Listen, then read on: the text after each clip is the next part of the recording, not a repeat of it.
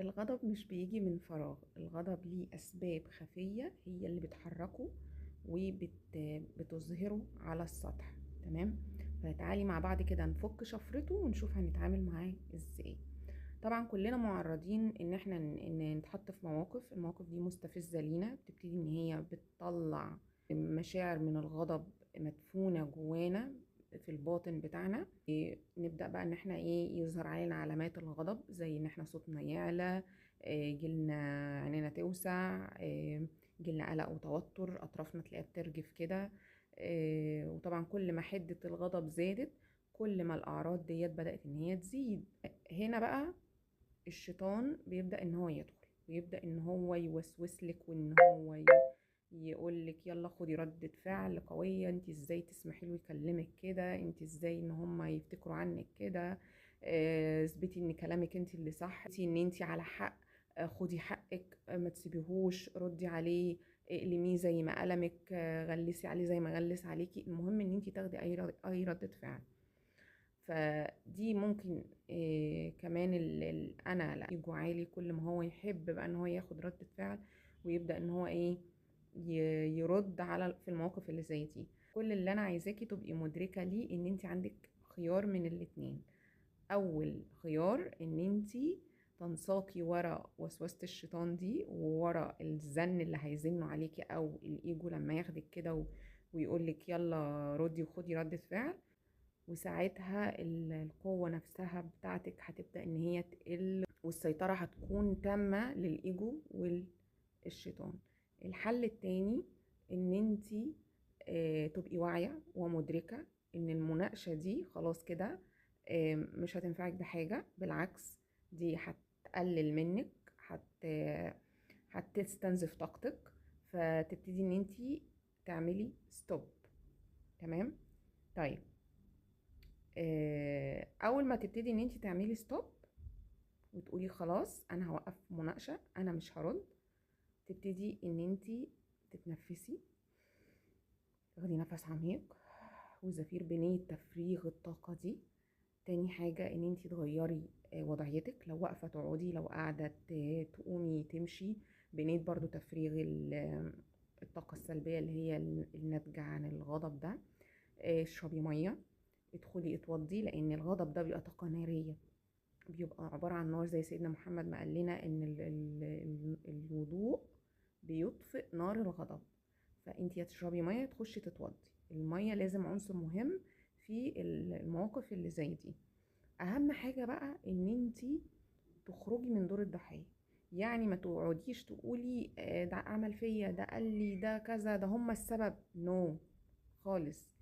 لازم تتحملي المسؤولية. ومعنى تحمل المسؤولية هنا ان انتي تبقي مدركة ان اللي حصل ده جاي رسالة ليكي، جاي عشان انتي تتعلمي منه، او انتي تبتدي تشتغلي على نقطة جواكي، او شعور جواكي، او شيء في الباطن بتاعك محتاج ان انتي تنتبهي ليه وان انتي تعالجيه. لان مفيش حاجة في الكون بتحصل صدفة ابدا. يعني انتي روحتي المكان ده وقابلتي الشخص ده وعم حصل الموقف ده عشان خاطر انتي نفسك يبقى تستفزي وتطلع المشاعر ديت على السطح، لان انتي محتاجة تتشافي منها، محتاجة ان انتي تشتغلي عليها، محتاجة ان انتي تنقي نفسك من هذا الشعور الدفين اللي جواكي. طبعا الخوف عنصر أساسي في ظهور الغضب، عدم الأمان، اليأس، الظلم، الإحساس بالظلم، الإحساس إن أنت يعني في مشاعر عندك جوه هي اللي سببت الغضب ده. فدورك بقى هنا إن أنت تهدي كده وتبتدي إن أنت تطرحي على نفسك أسئلة وتقولي إيه الشيء اللي جوايا، أو إيه الشعور اللي أنا حسيته من الموقف وترجمته في صورة غضب، وترجمته في صورة ان انا اخد ردة الفعل دي. تمام. هتهدي، تبتدي ان انت تستغفري بنية ان الغضب ده يزول، وان انت ترجعي لوعيك تاني، وتبتدي ان انت تدركي وتسألي سؤال: ايه الشيء اللي جوايا اللي محتاجة اغيره عشان اتحرر من الشعور ده، وايه الشعور اللي جوايا اللي محتاجة ان انا ادركه واعلمه وافهمه عشان احرره اتزكى بقى وانقي نفسي من هذه الشوائب. حلو الكلام ده. فطبعا مهم جدا ان انتي تبقي عارفة ان دور الضحية ده مش هينفعك خالص لما تسقطي او تحملي اللي قدامك المسؤولية خالص. فالمسؤولية كلها بتقع عليكي انتي. بس في نقطة هنا، شعرة فاصلة صغيرة، تحملك للمسؤولية هنا مش معناها تحملك لمسؤولية ان السبب انتي السبب فيه. قد يكون الشعور ده عندك من وانتي طفلة صغيرة، فانتي مالكيش ذنب فيه. يعني ما يبقاش عندك احساس بالذنب ان انتي جواكي شيء ادى للغضب ده، لا. مسؤوليتك الكاملة تقع في اطار ان انتي تتشافي من السبب ده. هي دي معنى كلمة تحمل المسؤولية. انتي تتحملي مسؤولية ان انتي تتشافي من السبب الرئيسي لوجود الغضب جواكي. مش ان انتي تقعدي تجلدي نفسك وان انتي تأنبي في نفسك، انا جوايا كذا وانا عملت في نفسي، لا خالص.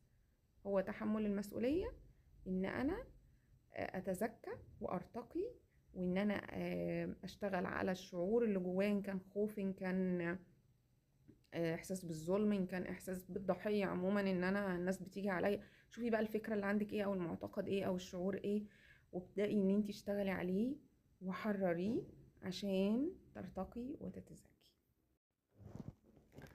لما تعملي الخطوات البسيطة اللي انا قلتلك عليها دي كلها كده مع بعض، هتلاقي الموضوع اتحل من حيث لا تحتسبي. هتلاقي ربنا عز وجل هو بعتلك الحل من عنده. ان كنتي تظني ان انتي مظلومة، هيجيب لك حقك. ان كنتي تظني ان انتي خايفة، هيطمنك، وهتلاقي الموضوع اتحل بمنتهى الاطمئنان ومنتهى